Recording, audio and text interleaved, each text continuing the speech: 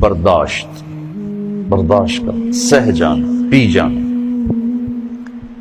بہت بڑی طاقت بنیں گے آپ اگر آپ کو سہنا آ گیا اور برداشت کرنا آ گیا۔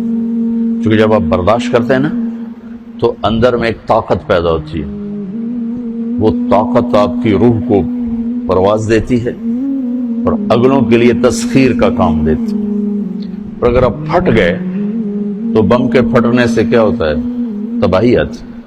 جب آپ پھٹیں گے یا میں پھٹوں گا تو معاشرے میں تباہی آ جائے گی۔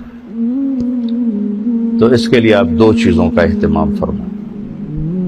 ایک، اپنی زبان کی حفاظت فرمائیں۔ آپ اس 400 کے معاشرے میں کوئی غیبت کرنے والا نہ ہو، کوئی جھوٹ بولنے والا نہ ہو، کوئی کسی کو طنز کرنے والا نہ ہو، تانا دینے والا نہ ہو۔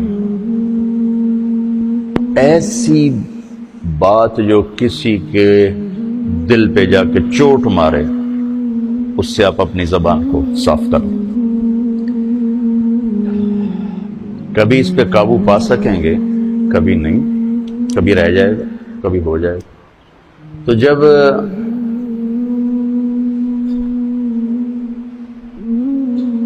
ہاتھ سے نکل جائے بات تو پھر اللہ نے ہمارے لیے توبہ کا دروازہ رکھا ہے۔ 2 نفل پڑھو، اللہ سے معافی مانگو، جس پر زیادتی ہو اس سے جا کے معافی مانگو، اس سے آپ کی مزاج میں ٹھہراؤ آ جائے گا۔ تو میں آپ سب سے یہ گزارش کرتا ہوں کہ اس معاشرے میں آپ اپنی زبان پہ قابو پانا سیکھیں، برائے میرا بہت فائدہ ہوگا۔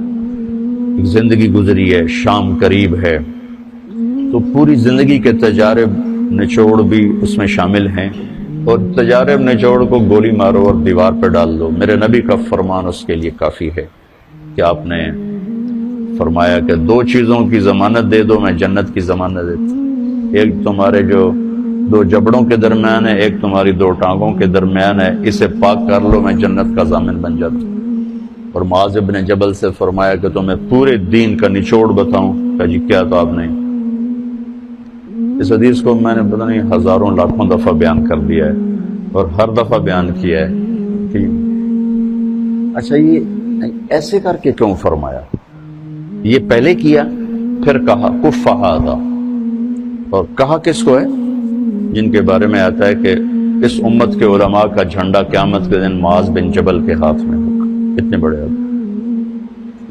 18 ہجری میں انتقال ہوا، 1434 ہجری میں اردن گیا تو ان کی قبر سے خوشبو آ رہی تھی۔